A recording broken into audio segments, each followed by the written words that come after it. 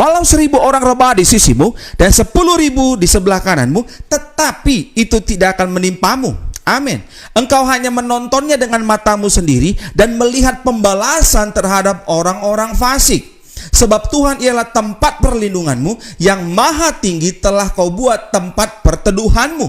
Bala petaka tidak akan menimpa kamu, dan tulah tidak akan mendekat kepada kemahmu. Ayat berikutnya, sebab malaikat-malaikatnya akan diperintahkannya kepadamu untuk menjaga engkau di segala jalanmu. Perhatikan ayat 9, saudara yang kasih Tuhan Yesus Kristus. Mazmur 91 ayat 9. Sebab Tuhan ialah tempat perlindunganmu, yang maha tinggi telah kau buat tempat perteduhanmu. Saudara kasih Tuhan, sebab Tuhan ialah tempat perlindungan. Sama-sama ikuti kata-kata saya. Tuhan Yesus tempat perlindungan saya.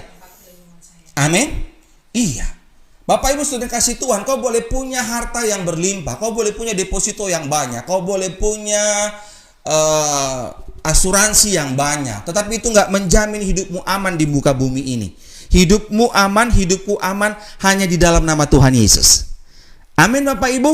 Jadi perlindungan Kristus itu berlapis-lapis. Perlindungan Kristus itu unlimited. Perlindungan Kristus itu 1 kali 24 jam, 7 hari seminggu, 30 hari sebulan, 365 hari setahun. Seumur hidupmu, seumur hidupku. Selama kau dan aku hidup dalam Kristus, perlindungan Tuhan sempurna. Amin Bapak Ibu. Ikuti kata-kata saya. Apapun yang terjadi, saya percaya perlindungan Kristus atas hidupku sempurna. Amin Bapak Ibu. Saudara kasih Tuhan, ada kabar baik untuk kita. Bagaimanapun situasinya hari-hari ini, baik saudara yang sedang ada di rumah, maupun saudara juga di rumah atau di rumah sakit sedang isolasi mandiri, saya berdoa saudara tetap sukacita, tetap semangat. Amin. Jangan kerahkan pikiran saudara kepada penyakit saudara, tapi kerahkanlah segenap hati dan pikiranmu kepada janji firman Kristus. Karena firman Kristus ya dan amin. Amin Bapak Ibu. Ada kabar baik untuk kita. Saya mencatat minimal ada 3 berkat perlindungan Kristus yang kita terima. Yang pertama, ketika saya renungkan Mazmur 91 ayat 9, sebab Tuhan ialah tempat perlindunganmu. Yang pertama kabar baiknya, kita menang atas ketakutan. Amin. Sama-sama ikuti kata-kata saya. Saya menang atas ketakutan. Sama-sama katakan, saya menang atas ketakutan. Amin Bapak Ibu. Berita COVID-19 itu menakutkan semua orang di muka bumi ini. Tetapi janji firman Tuhan, perlindunganmu, perlindunganku di dalam Kristus. Amin Bapak Ibu. Tetaplah semangat, tetaplah sukacita, karena perlindungan Kristus itu dahsyat. Amin Bapak Ibu. Perlindungan Kristus itu dahsyat. Itu sebabnya kita menang atas ketakutan. Sama-sama katakan, saya menang atas ketakutan. Bapak Ibu dan saya menang atas ketakutan bukan karena kita punya deposito yang banyak, bukan karena punya persiapan financial yang hebat, tetapi saudara dan saya menang atas rasa takut karena janji firman Tuhan, dia perlindungan kita. Ibu Gembala boleh bantu baca 2 Timotius 1 ayat 7. 2 Timotius 1 ayat 7. 2 Timotius 1 ayat 7, demikian firman Tuhan. Sebab Allah memberikan kepada kita bukan roh ketakutan, melainkan roh yang membangkitkan kekuatan, kasih, dan ketertiban. Sekali lagi. 2 Timotius 1 ayat 7, demikian firman Tuhan. Sebab Allah memberikan kepada kita bukan roh ketakutan, melainkan roh yang membangkitkan kekuatan, kasih, dan ketertiban. Amin. Bapak Ibu, rasa takut itu bukan dari Tuhan. Karena Tuhan berfirman, sebab Allah memberikan kepada kita bukan roh ketakutan, melainkan roh yang membangkitkan kekuatan. Jadi Bapak Ibu, bagaimana supaya kita memiliki roh yang kuat, menang atas segala rasa takut? Kita senantiasa melekat kepada firman Tuhan. Amin Bapak Ibu. Ku renungkan firman-Mu siang dan malam, ku pegang perintah-Mu dan ku lakukan. Engkau tahu ya Tuhan, tujuan hidupku hanyalah untuk menyenangkan hati-Mu. Amin Bapak Ibu. Sebab Allah memberikan kepada kita bukan roh ketakutan, melainkan roh membangkitkan kekuatan, kasih, dan ketertiban. Jadi Bapak Ibu, Tuhan telah karuniakan kita roh yang membangkitkan kekuatan. Jadi jangan mau ditipu oleh iblis. Kita harus tetap kuat dalam Kristus. Amin. Karena Roh Kudus telah berikan kekuatan kepada kita. Firman Tuhan katakan, melainkan roh yang membangkitkan kekuatan. Kemudian kasih. Kasih itu bicara apa di sini? Murah hati. Amin Bapak Ibu. Justru dalam kondisi resesi saat ini Bapak Ibu, justru dalam kondisi susah begini, sebagai anak-anak Tuhan, dimanapun saudara berada, baik jemaat dan pengerja GB Moria Jakarta Palangkaraya, ataupun Bapak Ibu yang berteman di Facebook saya, dimanapun kita berada, hendaklah kita senantiasa murah hati kepada sesama. Amin Bapak Ibu. Apa yang bisa kau bantu buat sesama, kau berikanlah. Gak bisa kau kasih uang, kasih sembako. Gak bisa kau kasih uang, gak bisa kasih sembako, kau kasih doa minimal, kasih tenaga minimal. Amin Bapak Ibu. Karena tidak ada lagi alasan untuk kita untuk tidak murah hati kepada sesama. Karena kasih Allah ada pada kita. Kasih itu bicara murah hati, tidak boleh pelit. Karena pelit itu dosa. Amin Bapak Ibu. Sama-sama katakan murah hati. Jadi Tuhan telah berkaruniakan kita roh murah hati. Saya nggak percaya kalau ada orang Kristen rajin minum perjamuan kudus, rajin kasih minyak urapan, rajin baca Alkitab, pujian penyembahan luar biasa, tapi pelit. Ada yang salah dengan iman saudara di situ.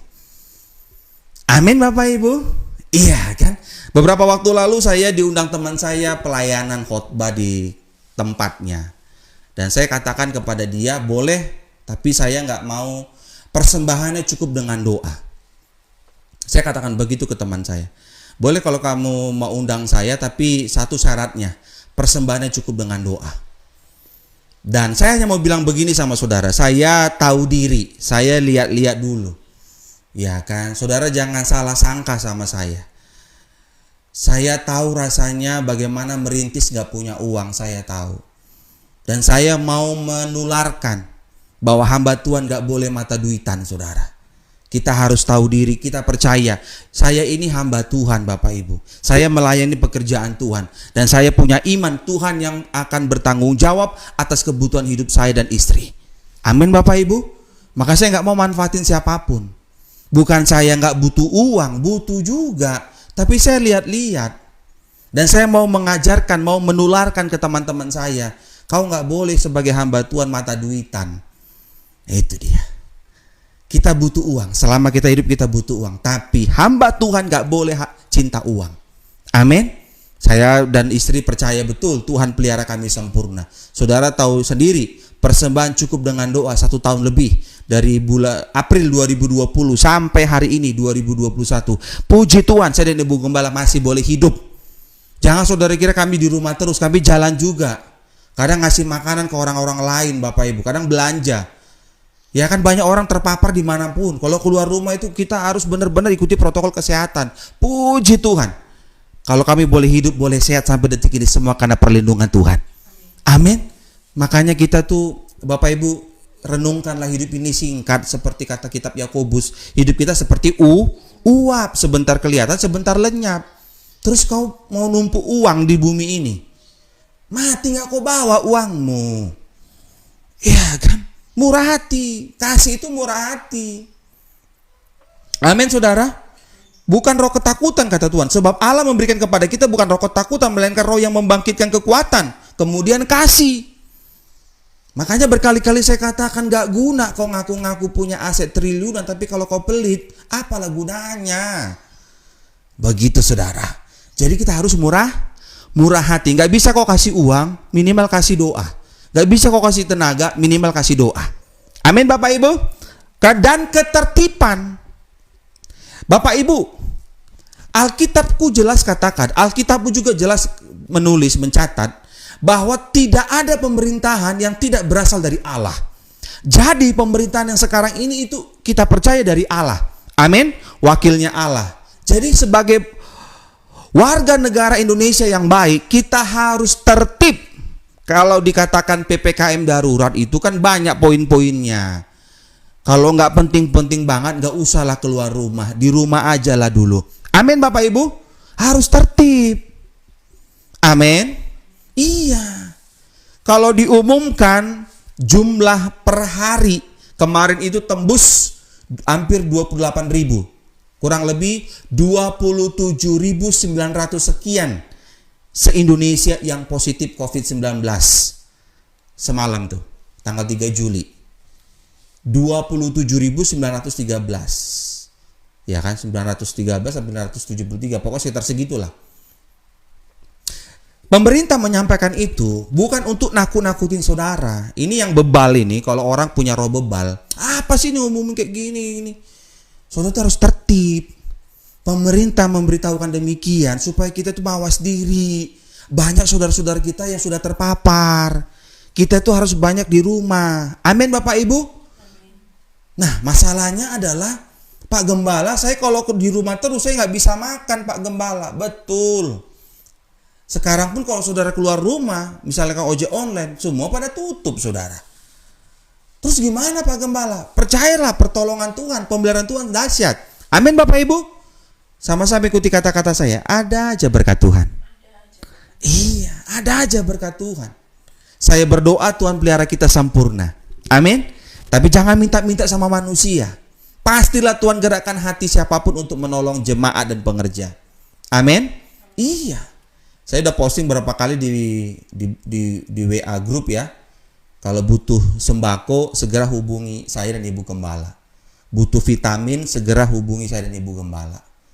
Saya dan Ibu Gembala, ini khususnya buat jemaat dan pengerja GB Moria Jakarta Palangkaraya. Saya bukan orang kaya. Saya bukan orang pengusaha. Saya bukan punya deposito miliaran, nggak ada. Saya hanya punya iman. Saya melayani dengan iman. Dan puji Tuhan, Tuhan cukupkan saya dan Ibu Gembala. Dan kami boleh berbagi semua karena kasih karunia Tuhan. Amin. Berikan tepuk tangan yang meriah bagi Tuhan Yesus Kristus. Jadi buat jemaat dan pengerja GB Moria Jakarta Palangkaraya, kalau di rumahmu sudah nggak ada lagi sembako, cepat kehubungi saya dan Ibu Gembala. Kalau di rumahmu udah habis vitamin, cepat kasih tahu saya dan Ibu Gembala. Apa yang bisa kami bantu, kami akan berikan semampunya kami. Terpujilah Tuhan.